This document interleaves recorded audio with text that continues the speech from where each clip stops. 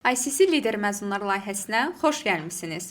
Bu layihədə ICC-nin müxtəlif inkişaf proqramlarının məzunları ilə görüşür, onların karyera yolları, əldə etdikləri bilik və təcrübələrin iş həyatlarına necə təsir etdiyindən danışırıq.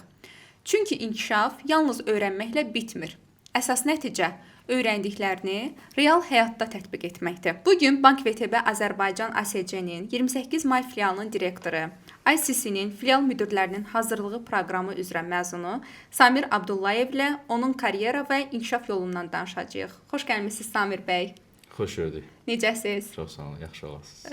Dəvətimizi qəbul edib gəldiyiniz üçün sizə təşəkkür edirik. Çox sağ olun, mən minnətdaram dəvətiniz üçün. Filial rəhbərliyi üçün xüsusi hazırlıq proqramına ehtiyac hiss etməyinizə nə səbəb oldu? Filial müdiri olduqdan sonra başa düşdüm ki, həm nəticələri göstərmək, həm əməkdaşlarda motivasiyaların tətbiqi, həm biznes idarəçiliyin inkişaf elətdirmək üçün sizin kursla maraqlandım və çox xoş oldu bu yolu bir yerdə, sizin kursdan bir yerdə keçmək. Filial müdirlərinin hazırlıq proqramında sizin üçün ən faydalı olan mövzu və ya yanaşma hansı idi? Ən faydalı tərəfi mənim üçün real кейslər oldu, sırf real nümunələr oldu. Çünki nəzər baxımından nə qədər anlaşılsa da, real mühitdə, real iş mühitində bunları tətbiq etməyi, müzakirə etmək, bu daha çox belə deyim də, bizə müsbət təsir elədi bu sahədə. Təlimdəki praktik nümunələr və real situasiyalar rəhbər kimi düşüncənizə necə təsir etdi? Bu situasiyalar, bu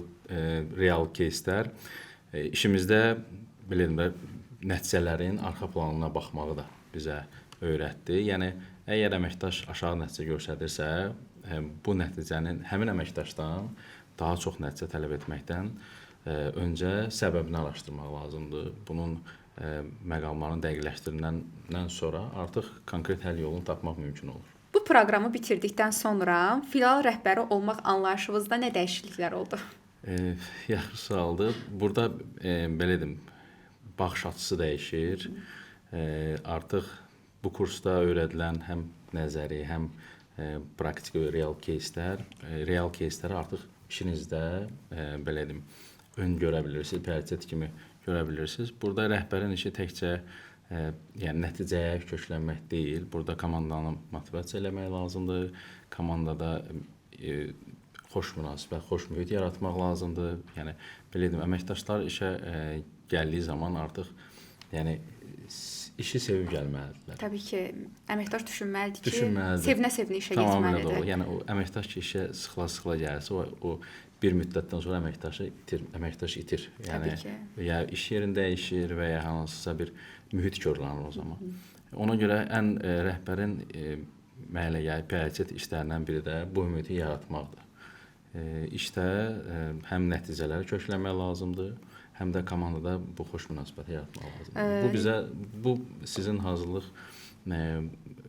кейsləriniz, sizin hazırlığınız bizə bu işləri hamısını öyrətdi. Düzdür, nəticə demişkən, bəs filialda nəticələr gözləniləndən də aşağı olduqda ilk olaraq nəyə baxırsınız? Nəticədən əvvəl səbəbinə baxıram.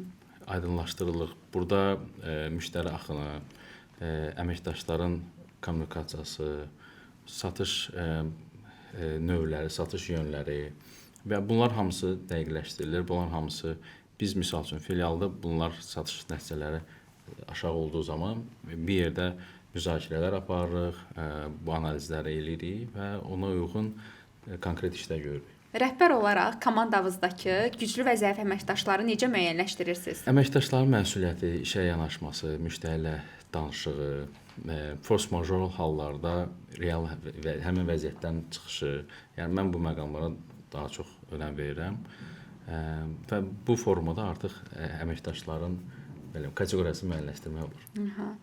Bəs sizin üçün yaxşı əməkdaşla yüksək potensiallı əməkdaş arasındakı fərq nədir? Yaxşı əməkdaş keyfiyyətli, stabil iş görür. Güclü əməkdaş isə bunlardan əlavə artıq bir potensial ortaya qoyur və bu potensialı inkişaf elətdirməyə çalışır, meyilli olur daha böyük hədəflərə çatmaq üçün. Mənim üzərimə düşəndə bu potensialı aşkar eləyib yəni istiqamətləndirməkdir. Filial rəhbərliyinin verdiyi ən çətin qərarlar adətən hansı mövzularda olur? Biznes, risk və müştəri məmnuniyyətini balanslaşdırmaq, belə deyim. Belə çətin кейslər olur ki, bank prosedur qaydalarından kənarlaşmadan müştəriyə həm satışı həyata keçirmək və xidmət göstərmək. Aha, elə digər sualım da bundan ibarətdir. Müştəriyə xidmət demişkən, müştərinin filialdan razı ayrılması üçün ən vacib amil sizcə nədir? Baxın, burada mənim zənnimcə müştərini dinləmək lazımdır. Müştərinin bəzən elə olur ki, müştərinin problemi heç filialda həll olunmur. Belə də filiala aid bir məsələ deyil, banka aid bir məsələ olmasa da belə müştərini dinləmək lazımdır və düzgün yönəltmək lazımdır. Düzgün yanaşma lazımdır. Bu halda müştəri özün belə deyim də daha qiymətli yanaşmaq lazım. Müştəri özünü daha dəyərli hiss eləməlidir. Belə olan halda biz müştərini məsəl üçün düzgün yönəldirik və müştəri də narazı olmur. Narazı olduğu halda belə artıq filialdan razı ayrılır. Artıq belə deyim, o kənarda belə hər hansı bir hardasa bank haqqında, filial haqqında, ümumiyyətlə bir mövzu olanda, yəni rahat şəkildə müsbət danışır. Əlbəttə. Dinləmək lazımdır. Sona kimi bunun həlli dinləmək lazımdır. Gəldik çatdıq sonuncu sualımıza. Bu gün ilk dəfə filial rəhbəri olan bir əməkdaşınıza yalnız bir məsləhət verməli olsaydınız, bu hansı məsləhət olardı? Baxın, belə bir şey deyim, komanda filial rəhbərinin bacarığı tək özünün bacarığı ilə olmur. Filialın göstəriciləri bu komandanın və filial rəhbərinin başda olmağı ilə komandanın ümumi nəticələri olur, ümumi gücü olur.